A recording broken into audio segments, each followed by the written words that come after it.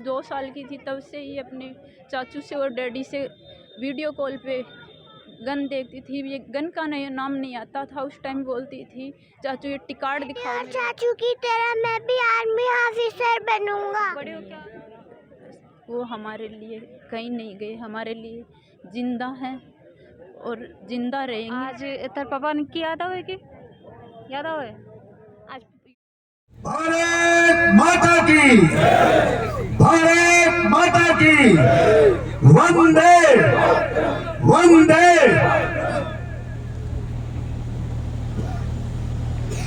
शहीदों की चिताओं पर हर वर्ष यूं ही लगेंगे मेले। शहीदों की चिताओं पर हर वर्ष यूं ही लगेंगे मेले। वतन पर मिटने वालों का यही आखिरी निशान होगा।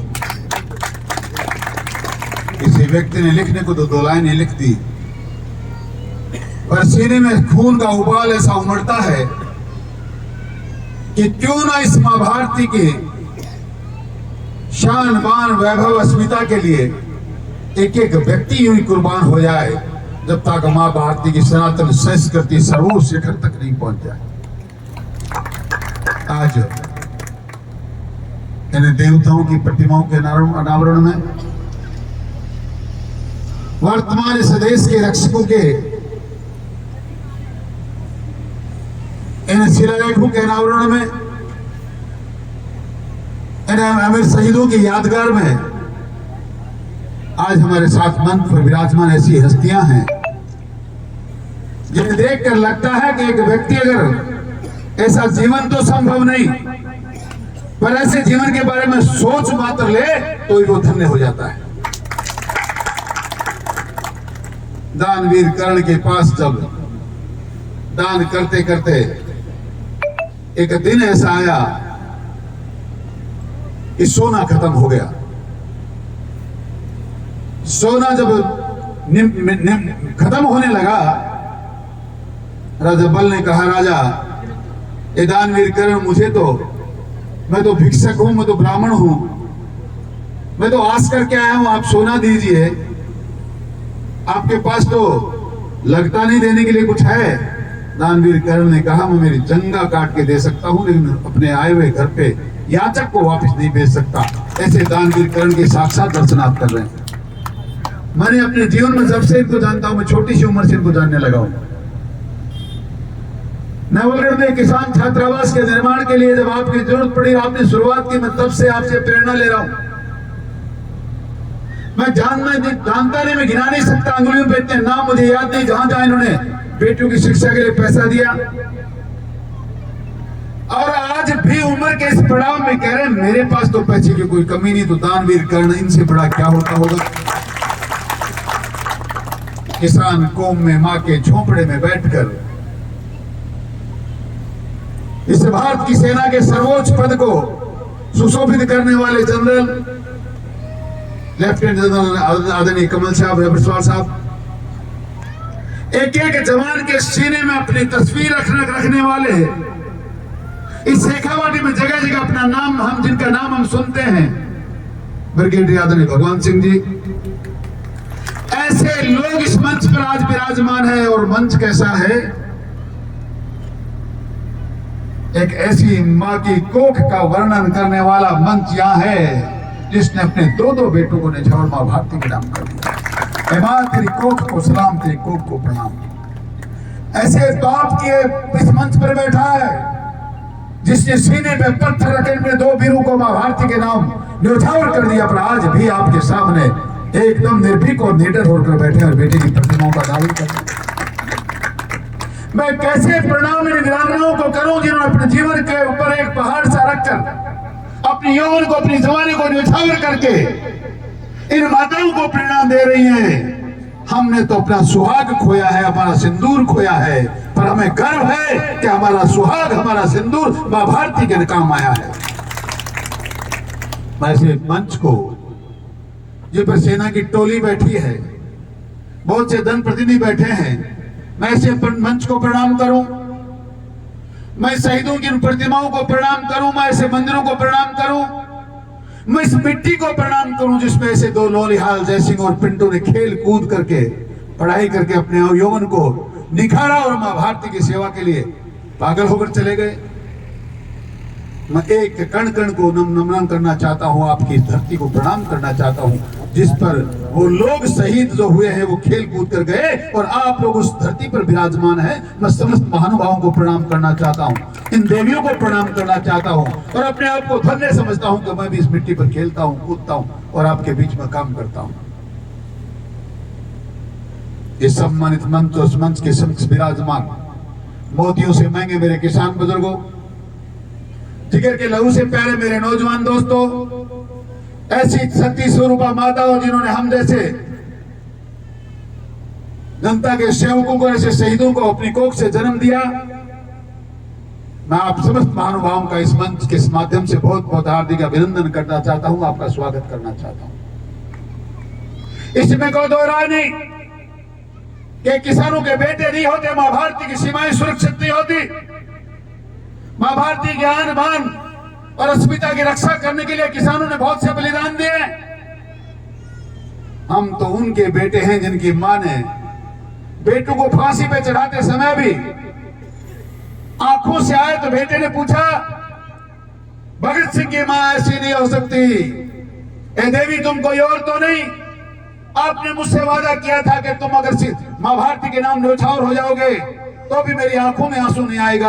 आपकी आंखों में आंसू है तो मैं नहीं मानता कि आप मेरी मां हैं। और मां का जवाब सुनिए। और आज इन दो प्रतिमाओं को देखकर वो बात मुझे याद आई है। भगत सिंह की मां बोलिए, बेटा ये तो वो फौलादी मां है, ये तो वो मां है जिसने रोना सीखा ही नहीं। पर दुख इस बात का है, रो इसलिए रही हूं कि तेरे जाने के बाद में हमारी मां भारती का क्या होगा, इसकी आजादी के लिए लड़ेगा कौन। एक बेटा और होता तो मां भारती के नाम फिर न्यौछावर कर देती। रोना इस बात का है, ये तो वो माताएं हैं, ये तो वो मां है जिन्होंने एक नहीं दो दो लाल समर्पित कर दिए। ए माता है, पिता है, वीरांगनाओं है, बहनों और भाइयों, मैं आपका बहुत बहुत अभिनंदन करना चाहता हूं, आपका स्वागत करना चाहता हूं कि आप ऐसे कार्यक्रम में आए हैं। मैं तो आपकी उपस्थिति देखकर एक बात कहना चाहता हूं कि मात्र इन लोगों के मां भारती के ऊपर न्यौछावर होने से, इनकी प्रतिमाएं लगाने से हमारा देश सुरक्षित हो गया। और देश सुरक्षित हो भी गया तो क्या आप सुरक्षित हो गए? मुझे कहते ही शोभा नहीं देता, न मंच इजाजत देता, न हालात इजाजत देते कि मैं आज के दिन में कोई राजनीतिक चर्चाएं करूं। पर ये सारी की सारी चीजें जो हैं वो प्रजातंत्र में राजनीति से बाहर निकल ही नहीं सकती। हम उस देश की औलाद हैं, हम उस देश के लोग हैं जो दुनिया का कभी गुरु रहा।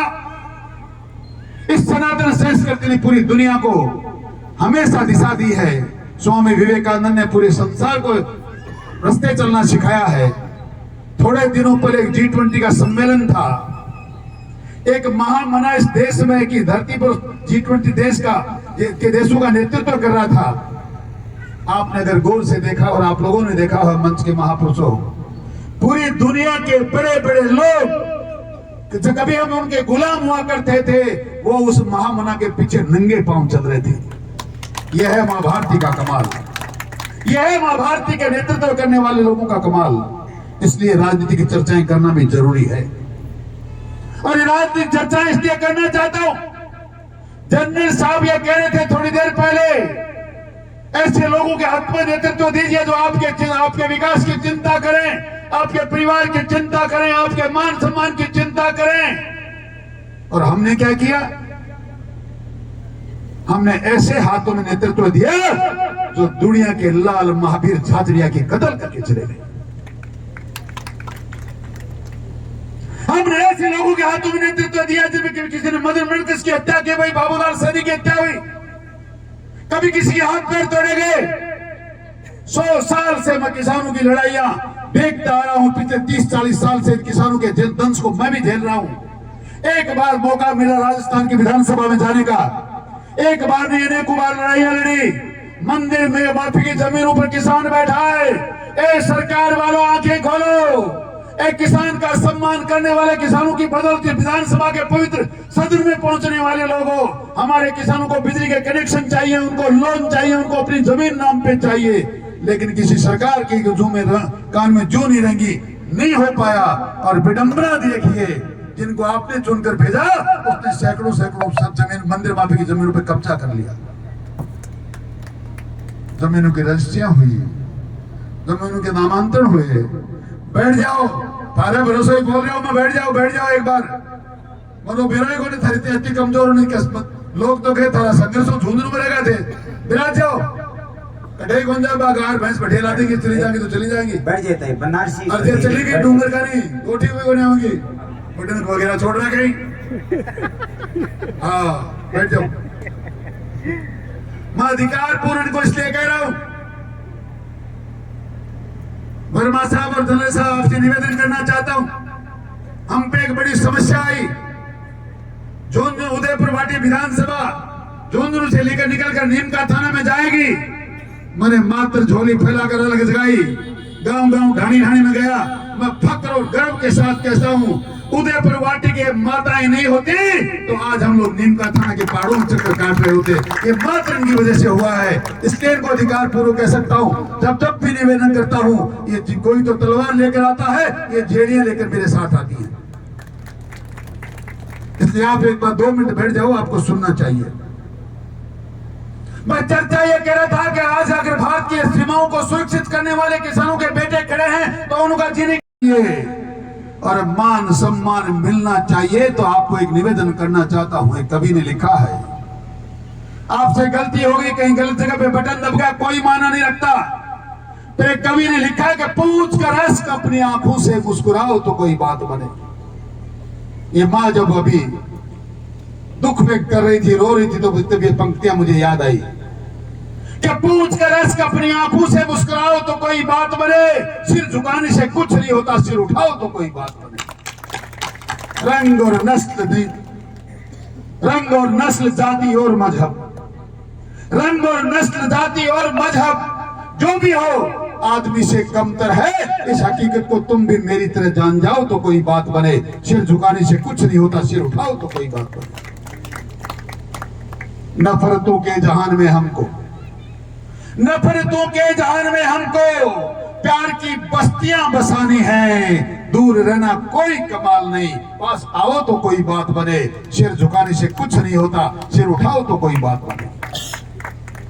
जिंदगी भीख में नहीं मिलती, मेरी बात सुनिए, आप पर फिट बैठती है। जिंदगी भीख में नहीं मिलती, जिंदगी बढ़ के छीनी जाती है। अपना हक संग दिल जमाने से छीन पाओ तो कोई बात बने। सिर झुकाने से कुछ नहीं होता, सिर उठाओ तो कोई बात बने। आज किसान की मंदिर की जमीन पे कोई कब्जा कर ले, पहाड़ों पर जो किसान की संपत्ति है, सरकारें आज तक वहां कब्जा करती हैं, कोई आपका जनप्रति वहां कब्जा कर ले। इंसानों के मान सम्मान की चर्चाएं करने वाले लोग, जिनके कांग्रेस के सरकार में, आपके विधायकों के सरकार में उनके नेतृत्व करते हुए यहां माता बहनों की अस्मिता के साथ खिलवाड़ हो जाए। इस देश में राजस्थान दुनिया का पहला 1 नंबर का प्रांत बन जाए जहां माताओं के साथ व्यभिचार होता है, बलात्कार होता है। हम क्यों ऐसा निर्णय करते हैं? ऐसे निर्णय करेंगे तो जयसिंह और पिंटू कुमार लोगों के, ऐसे शहीदों के जीवन दान देने से भी आपका देश सुरक्षित नहीं रहने वाला, क्योंकि आपका जिम्मा है छोटी सी बेटी के मान और सम्मान को बढ़ाने का, इसके भविष्य को बनाने का।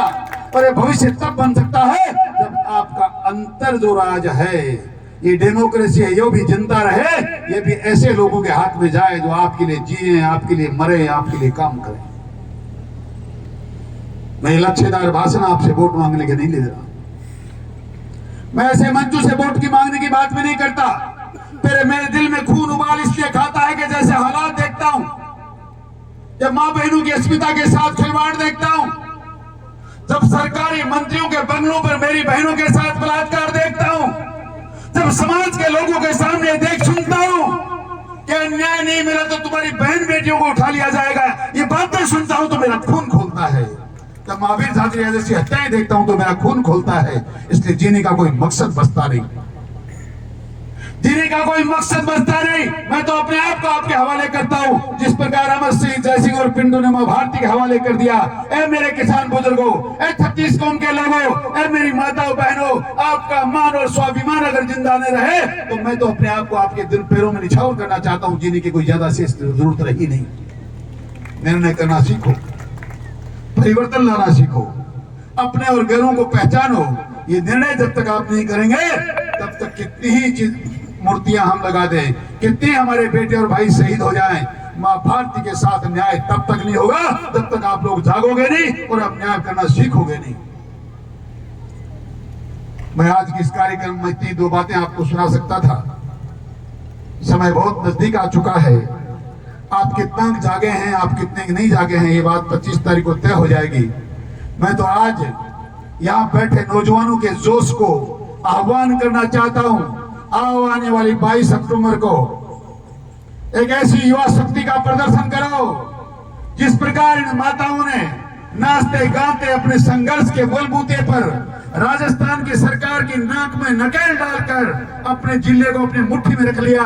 उदयपुर वाटी में जहां ये चाहती थी वहां रहने का संकल्प इन्होंने लिया, उसको हासिल कर लिया। आप भी नौजवान, आपसे कह के जा रहा हूं, आने वाली 22 तारीख को 12 बजे एक ऐसे संघर्ष का बिगुल बजाओ, हिंदुस्तान ने, राजस्थान ने हिंदुस्तान की सल्तनत देखे और उदयपुर वाटी के युवाओं के जोश देखे, ताकि वो निर्णय और परिवर्तन आपके अनुसार हो जाए। क्या नाम है बेटा? निर्वी चौधरी। निर्वी चौधरी। पापा के नाम है बेटा? जय सिंह। जय सिंह जी। तो आज तेरे पापा ने की याद आवे कि याद आवे आज यो प्रोग्राम हो रहा है, पापा की मूर्ति लागी गई तरह शहीद पापा नहीं तो के कुछ कहना चाहोगा? मैं मेरे डैडी और चाचू की तरह मैं भी आर्मी ऑफिसर बनूंगा। बड़े हो क्या आप भी आर्मी ऑफिसर बनोगे? तो ये चीज़ आपने अपने पापा से सीखी है, पापा और चाचू से सीखी है क्या? हाँ। उनकी तरह बहादुर बनोगे, स्ट्रांग बनोगे? हाँ। सोनू जी, आप बात करें कि एक औरत के लिए जो सबसे बड़ी चीज़ जो है सुहाग हो, और एक देश के लिए थे भी बलिदान है जो अपने सुहाग को, अपने सिंदूर को है जो कर। सोनू जी, मैं मानूँ बहुत मुश्किल घड़ियाँ तारे लिए ही शब्द भी शायद ये चीज़ें शोभा भी मन को नहीं पूछनी चाहिए, लेकिन फिर भी आज जो अनावरण को कार्यक्रम करो है, एक शहादत है जो अमर हैं पिंटू जी और जो अपने जय सिंह जी ही बह होगा ही तो भी के लिए के कुछ है जो कोई शब्द नहीं है। वो हमारे लिए कहीं नहीं गए, हमारे लिए जिंदा हैं और जिंदा रहेंगे। और जो चले गए हैं तो उनके पीछे मैं सब कार्य उनके निभाती रहूँगी और मेरी बेटी को भी बड़ा करके उनके पद चिन्हों को हमेशा यादगार रखूँगी। और मैं वो भी देश की सेवा करते रहे और हम भी पीछे से सेवा ही करते रहेंगे। देखिए, छोटी सी बच्ची है, बड़ा बुलंद हौसला और जज्बो है साथ में ले रहा है कि मैं भी बड़ी होके आर्मी ऑफिसर है जो कि बनूंगी। तो थे कि भविष्य में बच्ची ने भी आर्मी की तरफ जब रुझान रखा। ये छोटी सी जब 2 साल की थी तब से ही अपने चाचू से और डैडी से वीडियो कॉल पे गन देखती थी। ये गन का नाम नहीं आता था उस टाइम। बोलती थी चाचू ये टिकाट दिखाओ मेरे को। अभी भी बोलती है कि मेरे चाचू के पास तो 2-2 गन थी, अभी 1 ही क्यों लगाई है। इसलिए यही भी इसका सवाल है। तो आगे चल के जाएंगे, बच्ची को सपनों भी है, एक बड़ी शहादत है जो तारो परिवार और ते दोनों महान है जो कि दिया हो। तो कि कुछ बच्ची को सपनों भी आर्मी के भर्ती करवा के साकार हाँ, सपना तो है, वो आगे बड़ी होकर और क्या बने ये आगे मालिक को मंजूर है। लेकिन कोशिश ये रहेगी जो मेरे से किया जाएगा वो मैं करूँ।